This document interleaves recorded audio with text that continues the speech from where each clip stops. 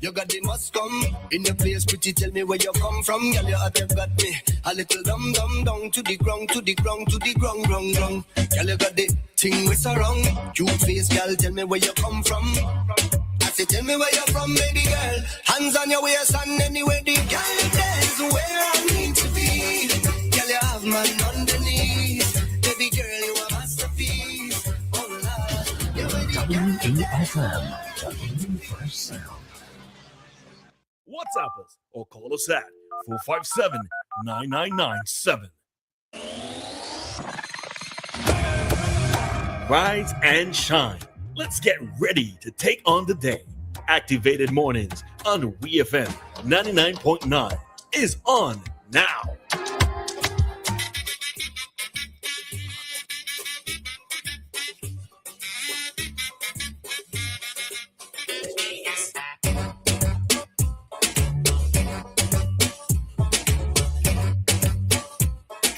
All right, then St. Vincent and the Grenadines, 21 minutes after 7 o'clock in the morning time.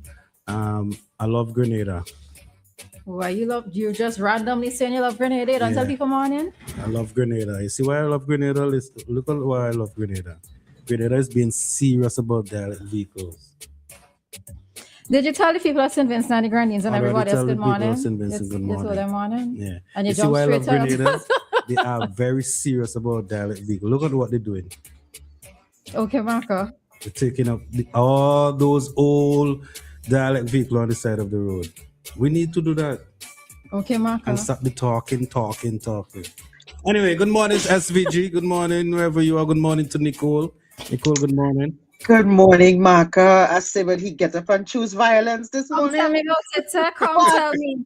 He even tell people that morning before he gets up and go there. I did that at 6:30.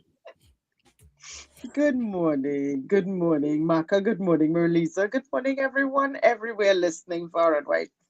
And I like that you started that way, but I always ask the next question will always be, where are they putting it? Yep. And who is being held accountable? Are they charging the people who have the properties where the vehicles are found? What are the real steps and what is also the outcome? Because we like to know, because then people are going to start behaving differently. Mm-hmm. Yeah, I am always curious, where do our derelict vehicles go though? Well, that's a very good question. I suppose maybe well, if you don't strip them for parts, you might end up having to export them. Yeah. And again, as we always say, with more and more vehicles coming into SVG, you are going to have more and more abandoned, derelict, vehicles that just cannot be used anymore. So for a small country, we really and truly do have to think about that. The officer yesterday said we had 40,000 registered vehicles. 40,000, well, that's a lot. For a population of 100,000 persons. Yeah, that's a significant figure, right? So, all right. I'm wondering what Grenada doing with their direct vehicles. Well, since you're so excited about what they're doing, exactly. Go and find out. Maybe we could do the same thing. All right. So let me say a proper good morning to people. Good morning to everybody. Yes, we've made it to another day. It's Friday. And just hoping that everybody is doing fine. Whatever today might bring, hopefully it's going to be some good news for you. All right. In whichever way, it's going to be some good news. So, yeah. So what are we talking today?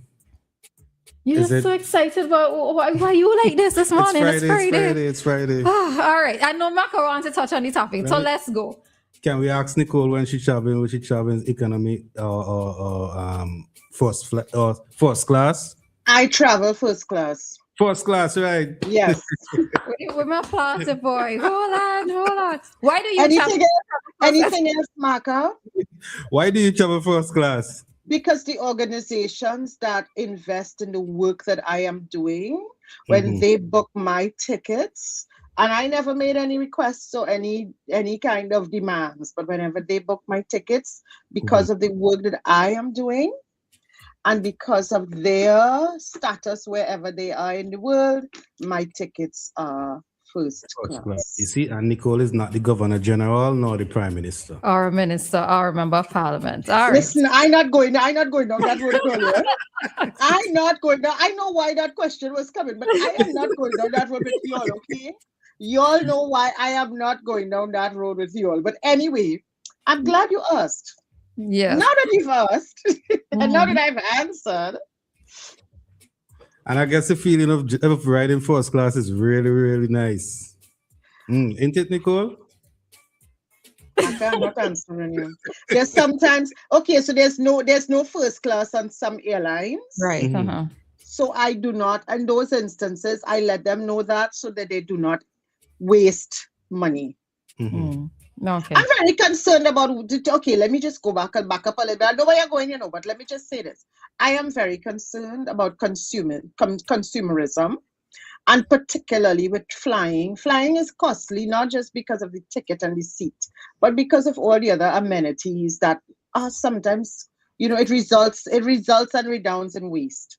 But again, when the international organizations invest in my presence wherever they need me, it is usually based on first class. All right. So for persons who may not know what fly up in Maka this morning, to ask Nicole that question. So what fly up in Maka? All right, so there's an article here on St. Vincent Times, right? But there were two separate articles that I just reading from this one. So Senator denies government MPs travel in first class.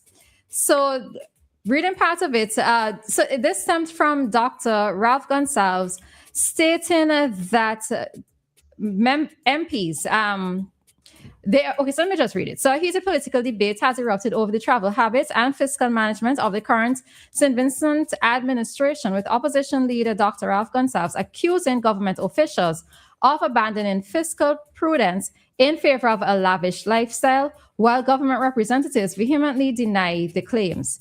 Gonsalves has leveled serious accusations against the New Democratic Party administration, claiming that government ministers have moved away from traveling in economy class. According to Gonsalves, ministers are now opting for expensive business and upper class accommodations, a practice he alleges extends to even ordinary ministers. All right. Now, Minister Laverne King, she came back and called these claims petty and said that Dr. Gonsalves is clutching at straws for political relevance. The minister categorically stated that ministers do not fly first class on the government's bill. And she provided a personal anecdote to counter the narrative of luxury. The minister recounted a trip where she encountered the prime minister on a flight from Miami while she was seated in row 22 and the prime minister was seated in row 25F. All right. So the administration maintains that even the prime minister flies economy on all standard flights, with the only exception being a provision for transatlantic or long haul flights exceeding 8 hours. So when you heard this story, right? Before all of this, if you heard that ministers were flying first class, what would have been your reaction, Maka? I won't have any problem with it. And that's the same thing that I thought. Like, I'm actually surprised. As Nicole mentioned, there are some flights that don't have first class. So flying like into Caribbean, they don't have first class. Right. So you have to find yourself in economy. And I am actually surprised that they are not flying first class. Exactly. That surprised me. Yeah, that is what came to me. So I am there kind of a little bit surprised. Because if you are a minister, you want to fly first class, right? So let's see the benefits of flying first class. Because Homegirl has never ridden in first class. I went and I looked for it, all right? So some of the benefits are superior comfort, personalized service, ground privileges. So with the ground privileges, you have things like chauffeur services, dedicated checked-in, fast track security, luxury lounge access, priority baggage, right? And there are some other things that come with it. There's elite service and dining, so gourmet dine on demand, premium beverage selection. Now, I think like the premium beverage selection, I probably wouldn't necessarily look to include this, but I actually don't think that there's anything wrong with pairing a minister flying first class. I'm surprised. I think they were flying first class. Yeah. Because me, as an ordinary man, if I book a flight, it's economy and make it even worse. Is it back of the plane? Well, you don't have a choice. But if you, as an ordinary person, had the money to do so, I'm sure that many of us would have preferred to be in first class. Call. Hello, morning. Hey, good morning, Roleza. Good morning, Maka. And morning. to your guest. Nicole. Good morning. Good morning. Morning. To me, I don't want to think the former prime minister, but to me the thing is, look that them things sitting under the bell, man. It's a four people flying first class. Yeah, yes, of course. A minister. To me, I think if they fly first class, that should mean no problem. Even the ULP was in power and the ministers and then fly first class. That should mean no problem to nobody. I agree. Your opposition leader said. ULP or what? I just talking on behalf. You know? Once you got to do the country business, it's first class. Flying first class. Okay, let me say now. You go to do the country business. You go and you bring back millions of dollars to the country. Where are you going to sit down in a plane just up there? Yeah, and not just that. Remember, they're going from meetings to meetings. It's not to say that they're going on vacation. You know, so vacation. Right. I'm saying the commercial. Come on, I mean, don't look for scope political points on them kind of thing, man. Come on, do some. It's a greater thing in the country to study. It's a better thing to do than them. Them things study thing to me, man. Leave them thing for children. Them thing like when a child hits you and say, I checking down. Come on. Listen, the comrades say that first class only supposed to be for the governor general and the prime minister. He said when they were in office, it was for the prime minister and governor general. Yeah. Yeah, but that was when he was in government. If that was his rules, if the party would know things in the so but come on, you just still got to live with, man. Them things like when you're playing wrong that, man. Come on, former PM. I mean, I ain't disrespecting, I ain't pulling it down, but come on, there's something you have to leave alone and not check. Go for the greater things, man. Them things too petty, man. Yeah. They're like when you play marble and you have to try for butterback. Come on. All right, thanks, Carlo. Yeah, you all have a good day. You too. Yeah, as I said, I was surprised to hear that our ministers are not flying first class, because I said it's actually work-related matters they're flying out on, you know, and if they can be given that level of comfort, maybe because a lot of them would also be doing work on the planes, right? If I was a minister and I find economy, I wouldn't even think about going to any meeting, knowing that flying economy. Well, no, I won't say, I personally won't put it the way which you put it, right? Because they are still going to do the people's business. Yeah, I understand. Right? But they're supposed to fly first class. Right. Nicole, I think you wanted to come in? I do. You see, and the other thing is this, you're on duty, you're on business. And more than that, when you get to your final destination, if there are any exigencies with regard to times for meetings, getting the hotel on time, getting enough rest, getting enough sleep, especially if you are flying into a different time zone, you need to have that. And it's not a luxury. People think it's a luxury. It is not a luxury, because you still have to go through all the rigors of boarding and all the rigors of security checks. Nothing is really that vastly different. But the thing is, at least when you get onto the other next step of your day or of your travels, you do not have that extensive waiting and the tiredness and anxieties that go with all of these things. So, I mean, it's really about, that kind of experience around performance, the capacity to perform efficiently on the other side. Sometimes, for example, when I get where I'm going, it's another time zone, but I already have to just jump into the day. I mean, and I am not even in government or governance, but I have to jump into the day in whatever time zone it is. If I land in South Africa at 9 a.m. South African time, that's 6 hours ahead of Trinidad and Tobago, but I have to jump into my day and do whatever. So the truth is, it's really about that management of efficiency. And it really falls into that aspect of care. I believe so. Yeah, and I mean, I suppose commendations to the government. Well, based on what Dr. Gonsalves said, is that during his tenure, or during his term, that it was only him and the governor general who were flying as in first class. But now we have the Minister King stating that even our current Prime Minister is flying in economy. All right.